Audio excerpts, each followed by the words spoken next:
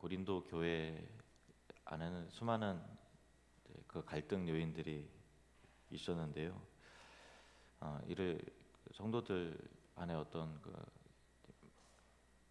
말씀의 기준이 아직 정립이 되어 있지 않을 때다 보니까 자체적으로 해결하기가 굉장히 좀 어려웠습니다. 그래서 교회 내에 일어난 여러 가지 그 문제들을 조목조목 기록을 해서 편지를 써서 어떻게 이 문제에 대해서 어떻게 했으면 좋겠느냐고 이렇게 그거를 에베소에 있는 사도 바울에게 편지를 썼습니다.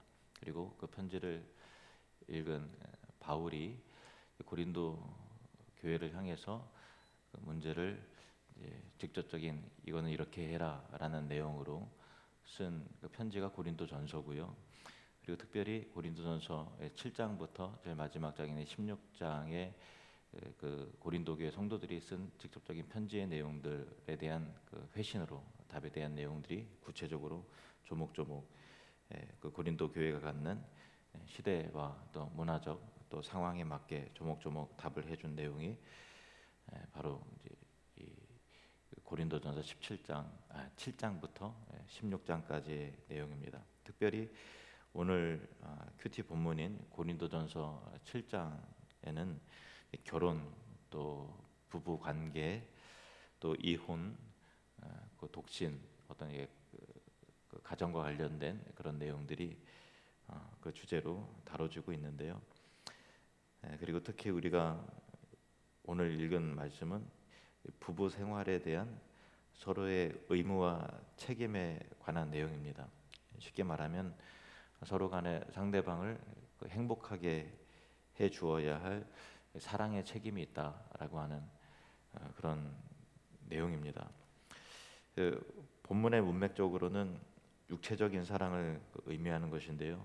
그러니까 그 고린도 교회 성도들은 예수님을 믿고 우리가 거룩한 자가 되었으니 부부 관계에 있어서도 금욕적인 삶을 살아야 되는 거 아닌가라고 하는 그런 생각을 갖는 사람들이 있었던 거예요. 그래서 이런 문제에 대해서 바울에게 편지를 해서 바울이 그런 것이 아니라 금욕적인 삶을 사는 것이 아니라 남편은 아내에 대한 책임을 다하고 아내는 남편에 대한 책임을 다함으로 금욕적인 삶을 사는 것이 아니라 육체적으로 서로 만족할 수 있고 행복하게 해줘야 될 사랑의 의무를 책임을 다하라라고 하는 그런 내용입니다. 그래서 그것이 어느 정도까지인가 하면은 자기 몸을 자기가 주장하지 말라. 내 몸의 주인이 내가 아니라 상대방이다. 남편이라면 내 몸의 주인이 아내이고 아내라면 남편이 내 몸을 주장할 것이라 이렇게 얘기할 정도로 건강한 부부는 육체적 사랑의 의무를 다하는 것이라고 말씀하고 있는 것입니다. 그리고 이제 가정의 달이니까요. 본문을 좀 더 폭을 넓게 해서 적용을 하자면 결혼을 하고 가정 공동체를 이루는 것은 자신의 편리와 행복을 먼저 생각할 것이 아니라 배우자의 행복, 또 자녀의 행복, 또 부모님의 기쁨과 행복을 먼저 생각하고 그것에 따른 사랑의 의무를 다하는 것이 하나님께서 의도하시는 건강한 행복한 가정의 비결이라는 것이죠. 그러니까 반대로 남편으로서 남편인데 또 가장인데 아내인데 또 엄마인데 책임과 도리의 의무를 다하지 않으면 그 자체가 피곤해지고 굉장히 불행해지는 일 아니겠습니까?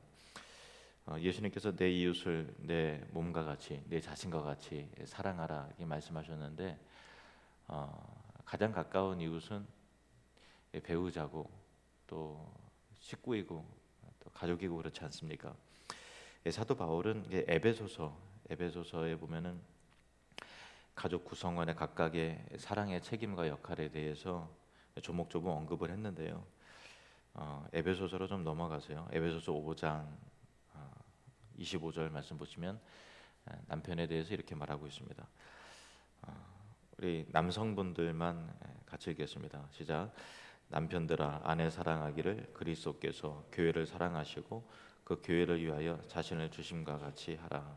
아멘. 교회가 먼저 예수님을 사랑한 것이 아니라 예수님이 먼저 교회를 사랑했죠. 이처럼 남편의 사랑이 먼저 선행이 되는 것이다 라는 것입니다. 남편은 아내를 예수님의 마음으로 예수님의 희생을 본받아서 사랑해야 된다. 바울은 그렇게 말했습니다. 그리고 에베소서 5장 22절에는 그 아내들의 그 책임에 대해서 말하고 있는데요. 남편에 대해서 여자분들만 같이 읽겠습니다. 시작. 아내들이여 자기 남편에게 복종하기를 주께 하듯 하라. 아멘. 아내는 남편을 예수님께 하는 것과 같이 순종하라는 것이죠. 아내와 남편은 서로 대등한 관계이지만 그 질서에 있어서 남편의 뜻과 결정을 존중해야 한다라는 것입니다. 그리고 에베소서 6장 2절에서 3절 말씀, 에베소서 6장 2절에 3절은 자녀들이 부모에 대한 태도를 말하는 것입니다. 2절 3절 같이 읽겠습니다. 시작. 네 아버지와 어머니를 공경하라. 이것은 약속이 있는 첫 계명이니 이로써 내가 잘되고 땅에서 장수하리라. 아멘. 자녀들이 부모님께 순종하고 공경하는 삶을 사는 것이 이 땅에서 성공적인 삶을 살아가는 데 첫 단추와 같죠. 하나님께서 부모에게 공경하고 순종하는 자가 이 땅에서 잘되고 땅에서 장수하게 하는 그 축복을 내리실 것을 약속을 하셨습니다. 그리고 에베소 6장 4절은 모든 부모에게 하시는 말씀입니다. 에베소 6장 4절 같이 읽겠습니다. 시작. 또 아비들아 너희 자녀를 노엽게 하지 말고 오직 주의 교훈과 훈계로 양육하라. 아멘. 비단 아버지에게만 해당되는 것이 아니고요. 어머니에게도 아비와 어미에게도 모든 부모가 취해야 될 입장인 것이죠. 자신의 말을 안 듣는다고 혈기와 울분에 끌려서 그들을 격분케 하지 말고 예수님의 마음으로 예수님께서 주시는 권위와 성경적 가르침으로 양육을 해야 된다라는 것입니다. 다시 오늘 본문으로 넘어가서요. 고린도서 7장 3절을 다시 한번 보실까요? 1차적으로는 이 문맥적으로는 육체적인 그 사랑의 의무인데요. 오늘 에베소서를 통해서 폭을 넓게 가족 안에 자신의 책임과 의무를 다해야 된다. 아내로서, 남편으로서, 또 자녀로서, 부모로서 그런 의미에서 같이 한번 읽어보겠습니다. 시작. 남편은 그 아내에 대한 의무를 다하고 아내도 그 남편에게 그렇게 할지라. 아멘. 분명한 것은 남편으로서의 책임이 있고 아내로서, 또 아버지 어머니로서, 또 자식으로서 각자의 책임과 의무를 다하는 것, 그것이 행복하고 건강한 가정을 이루는 데 있어서 가장 중요한 요소인 것이죠. 자신의 책임을 회피하면 불행해지죠.